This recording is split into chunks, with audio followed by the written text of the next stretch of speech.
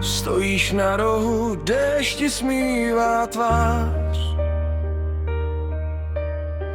Slova v kapse, ale nemáš komu hrát. Křičíš do ticha, co nechce tě znát. Pravda bolí víc než 1000krát lhát. A svět tě dál, jak kdybys nebyl nic, jen vítr zná tvůj vnitřní křik. Jsi kazatel bez víry, bez kostelních zdí. Hlásáš lásku těm, co už nevěří. Hlas máš zlomený, ale pořád zní, i když tě nikdo neposlouchá.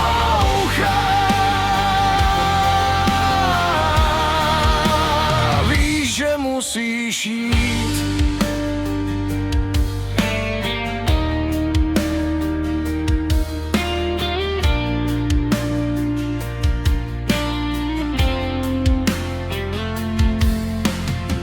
Na rukou jizvy, co nikdo nevidí. Příběhy lidí, co ztratili sny.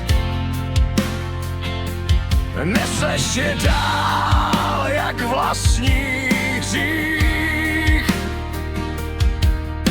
A s každým krokem ztrácíš víc. A noc tě slékáš na kost, pravda je dar i krutá bolest. Jsi kazatel bez víry, bez kostelních zdí. Hlásáš lásku těm, co už nevěří.